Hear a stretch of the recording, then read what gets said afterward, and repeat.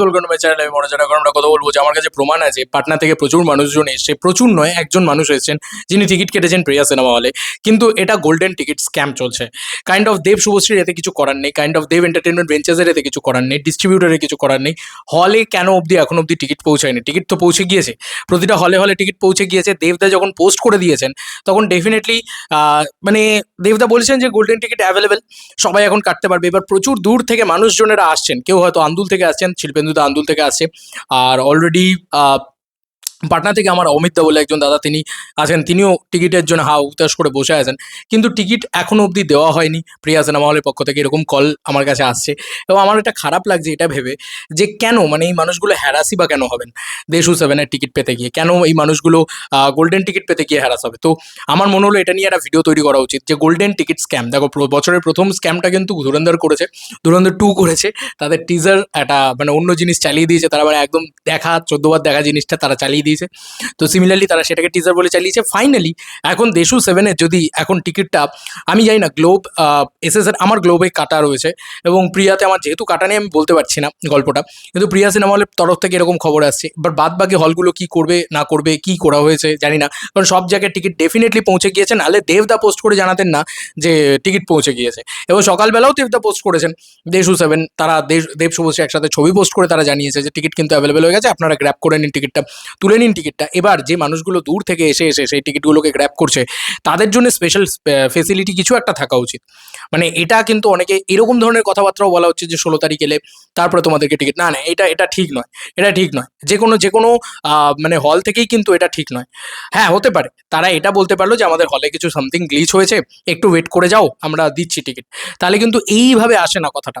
কিন্তু এক পক্ষ থেকে নাকি হলের পক্ষ থেকে আমার কাছে কল রেকর্ডিং পর্যন্ত আছে, এক পক্ষ থেকে নাকি হলের পক্ষ থেকে জানানো হয়েছে যে না বস টিকিট এখন দেওয়া হবে না বা দেওয়া যাচ্ছে না, তোমরা 16 তারিখে এসো তারপর তোমরা টিকিট পাবে।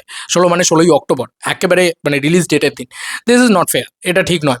কারণ যেখানে দেবদা নিজেই পোস্ট করে দিয়েছেন সব হল থেকে কিন্তু দিয়ে দেওয়া উচিত। এবার গ্লোবে আশা করি এই জিনিসটা হবে না বা এসএসআর এর চেনগুলোতে এই জিনিসটা হবে না। তো যেহেতু এসএসআর এই ছবিটার ডিস্ট্রিবিউটার হিসেবে রয়েছে, বাদ বাকি হলে যদি এই গ্লিচগুলো হয় সেক্ষেত্রে এটা একটা খারাপ দিকেই ইঙ্গিত করছে, দেবদার তরফে নয় হলগুলোর তরফে। তো প্লিজ একটু প্রফেশনালিজম মেনটেন করা উচিত আমার মনে হয় প্রত্যেকটা হলের, সেটা একটা প্রিয়া সিনেমা হল বলে নয়, কালকে যদি অন্য একটা হল থেকে এরকম খবর আসে সেটা নিয়েও আমার মনে হয় ভিডিও বানানোটা উচিত। কারণ মানুষজন এসে এইরকম একটা পরিস্থিতিতে নিজের সমস্ত কাজকর্ম ছেড়ে লোকে দাঁড়িয়ে আছে একটা টিকিটের জন্য, সেখানে কেন এই জিনিসগুলো হবে যে দেওয়া হবে না? মানে প্রথম কথা হচ্ছে দেওয়া হবে না, এই কথাটা কি ধরনের কথা?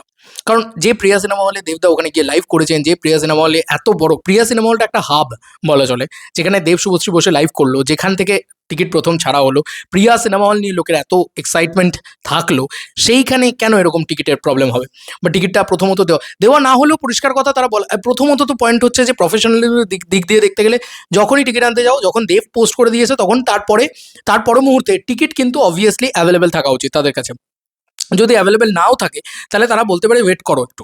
কিন্তু আমি যতদূর যা লাস্ট ফোন কল যে শুনলাম সেটা হচ্ছে যে প্রিয়া সিনেমা হলের মালিক অরিজিৎ দা মানে আমাদের দাদুল্লাহ, তিনি কিন্তু বলেছে যে একটু ওয়েট করে যাও, একটু বাদে দেওয়া হচ্ছে। সেটা একটা মালিকের পক্ষ থেকে একদম পারফেক্ট বক্তব্য, কিন্তু তার আগে নাকি তাদের সাথে বলা হচ্ছে এখানে ইউটিউবাররা রয়েছেন, সেখানে রয়েছে এই খবরগুলো তো লিক হবে, এই খবরগুলোতে এসে ভিডিও তৈরি হবে, কার নামটা খারাপ হবে? হলটার নাম খারাপ তৈরি হবে বা বাদ বাকি কিছু, এগুলো ঠিক নয় আমার মনে হয়। তো প্লিজ এই দিকে একটু নোটিস করা হোক। ইচ অ্যান্ড এভরি হল, আমার এই ভিডিওটা যদি কোনো হল মালিকের কাছে পৌঁছয়, কোনো হল ওনারের কাছে পৌঁছয়, যারা দেশু সেভেনকে তুলে বসে আছে বা যারা দেশু সেভেনের first day first show event টাকে দেখাচ্ছে তাদের হলের লোকজন এলে, তারা যেন প্লিজ টিকিট পায়। এরম নয় যে তারা ফিরে চলে যাবে বা তারা হবে, খুব ডিসঅ্যাপয়েন্টিং হবে ব্যাপারটা, খুবই ডিসঅ্যাপয়েন্টিং হবে এবং সেটা সেই হলের জন্য ভালো হবে না। দেবদা কিন্তু টিকিট ছেড়ে দিয়েছেন, শতদীপদা পোস্ট করে দিয়েছে যে বান্ডিল বান্ডিল টিকিট হলে হলে পৌঁছে যাচ্ছে, তাহলে কেন মানুষ সেখান থেকে টিকিটটা পাবে না, তাই না? তো আজকে এখান থেকে একটা খবর আসবে, ওখান থেকে একটা খবর, দ্যাট ইজ মানে ভালো নয়। এটা কখনোই একটা ইন্ডাস্ট্রির জন্য ভালো নয়, টিকিটের জন্য ভালো নয়। এটার জন্যই এই ভিডিওটা তৈরি করলাম, আর কিছু না। আই হোপ যে সবাই টিকিট পাবে আজকে এবং সবাই সব জায়গা থেকে আরামসে টিকিট। পাটনা থেকে একটা ছেলে এসছে ভাই, আর কি নাকি? সে পাটনা থেকে এখানে এসছে শুধু দেব শুভশ্রীর টিকিটটাকে কালেক্ট করবে বলে, তার বাড়ি এরম নয় যে ভাই 20 কিলোমিটার ভেতরে বা 25 কিলোমিটার 30 কিলোমিটার ভেতরে। আন্দুল থেকে মানুষ এসছে, কত দূর দূর থেকে আসছে মানুষ, আরও কত দূর দূর থেকে আসবে তাও আমাদের ঠিক ঠিকানা নেই। তো এরকম একটা পরিস্থিতিতে দাঁড়িয়ে আমার মনে হয় টিকিটটা ডেলিভার করে দাও ভাই। আর না মানে ডেটটা যখন দিয়ে দিয়েছে দেবদা, যখন জানিয়েও দিয়েছে যে গ্র্যাব ইওর টিকিট, তখন হল মালিকদের পক্ষ থেকে এইটুকু তো অ্যাসিওর করা উচিত যে ভাই না, আমার আমার হল থেকে টিকিট গ্লিচই বা হবে কেন এতদিন ধরে এত কথা বলার পরে।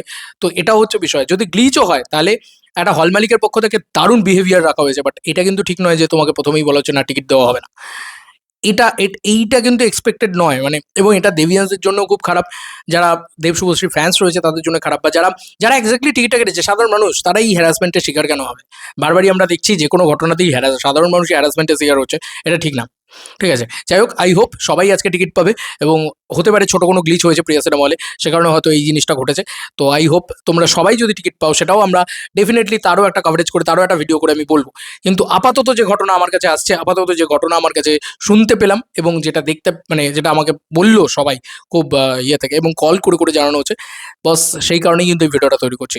নাহলে আমার কি দায় পড়েছে ভাই, আমি তো পজিটিভ বানানোর জন্য বসেই আছি। চলো বন্ধুরা, নতুন কোনো ভিডিওতে দেখা হবে, ভাই।